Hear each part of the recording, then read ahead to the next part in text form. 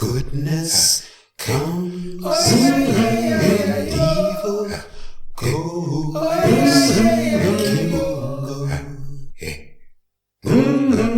Kimungo.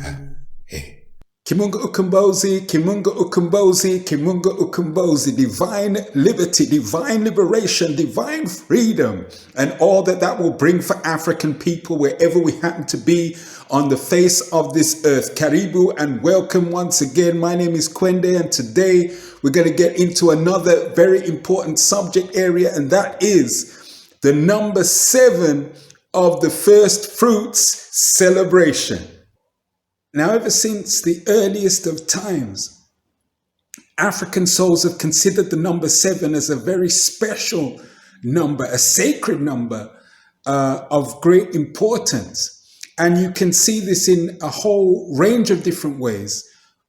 One of the most magnificent physical examples of how the number 7 has been symbolized is in the great pyramid of the Nile Valley civilization, where you have the 3-sided triangular shape that sits upon a square base with 4 sides, the 3 and the 4, together making 7.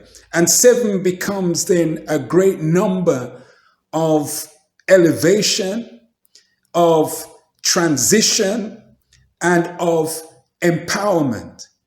The number 7 has come down to us in popularized calendar time by way of a 7-day week. So again, we have a cycle of transformation, of progression and transition as we go through activity, and hopefully as much self-determined activity as we can during a 7-day cycle, beginning with the Sun Day.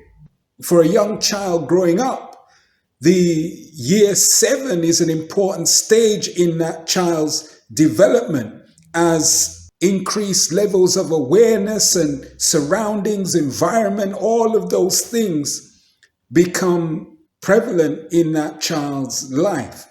And of course, the caretakers of that child will then increase the level of learning activity and so on in respect of that. So the number 7 is a powerful number in a range of different ways. It is considered a spiritual number, a number of elevation, a number of enlightenment, and is associated with a number of special deities within the African pantheon, including Yamanya and Ogun. So it has a deeply rooted and significant relevance to African life. 7 is also a very strong feature of the wonderful observance of Kwanzaa, where you have a value system with 7 principles. The value system is called the Nguzo Saba. 7 life principles, and they are umoja, which means unity, kujichagulia, which means self-determination, ujima, which means collective work and responsibility, ujama, which means cooperative economics, nia means purpose, Koumba means creativity, and Imani means faith. 7 beautiful and wonderful principles that are with the African all year round, but are highlighted and given focus in this during this 7-day observance. During the observance, the visual representation, the physical representation of those 7 principles from the value system, the Nguzo Saba, are then brought to the fore with the Mishuma Saba, Mishuma Saba means 7 candles. This is powerful and wonderful stuff. And during the Kwanzaa observance itself, during that celebration period, the candles are lit in a sequence and order that reflects the giving of energy and the giving of light to each of those wonderful principles. So it's a wonderful period of time, all 7 days of that time, all 7 days of that observance. So that number 7 is a key one in African life in general terms, a spiritual and cultural number in general terms, and is brought to the fore in a magnificent way during this observance that is very much a part of progressive African life.